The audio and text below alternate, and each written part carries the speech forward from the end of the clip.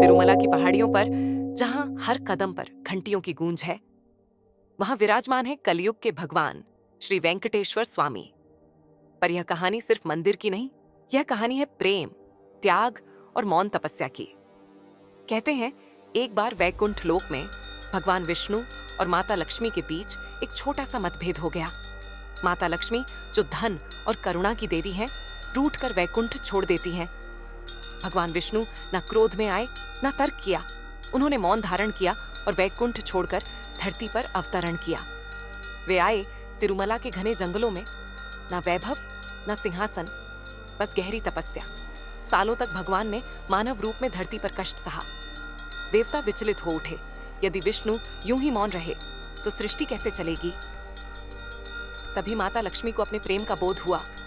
उन्हें समझ आया, प्रेम में अधिकार नहीं, समर्पण होता है। वे धरती पर उतरी अपने स्वामी को खोजने, और तभी भगवान विष्णु श्री वेंकटेश्वर के रूप में प्रकट हुए। पर उन्होंने स्वयं को एक राजा नहीं, बल्कि कलयुग के लिए एक साधारण भगवान बनाया। यही कारण है कि बालाजी को कलयुग का भगवान कहा जाता है। भगवान वेंकटेश्वर माता पद्मावती से विवाह करना चाहते थे, लेकिन यह विवाह सिर्फ दो आत्माओं का नहीं था, ये कलयुग के उद्धार का संकल्प था। धन, अन्न, दान, ब्राह्मणों का सम्मान, सब कुछ आवश्यक था।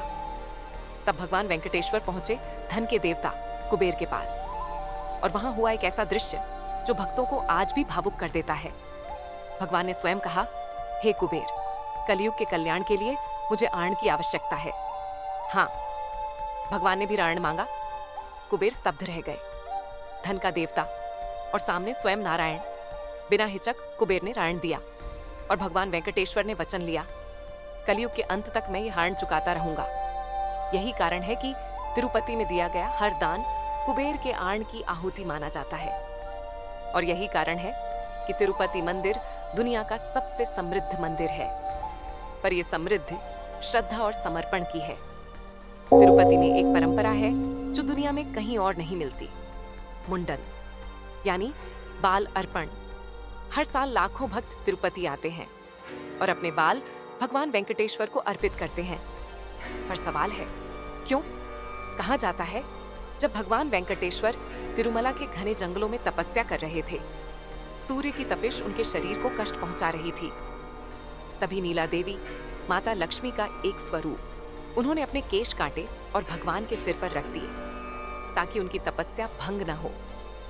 इस त्याग से भगवान अत्यंत भावुक हुए और उन्होंने कहा, जो भी भक्त अपने बाल मुझे अर्पित करेगा, मैं उसके जीवन से अहंकार का भार स्वयं हटा लूंगा। बाल सिर्फ सौंदर्य नहीं, अहंकार का प्रतीक है। इसलिए तिरुपति में धन से पहले स्वयं का समर्पण होता है। कहा जाता है, जो सिर झुकाता है उसे बालाजी संभालते हैं। गोविंदा, गोविंदा, गोविंदा।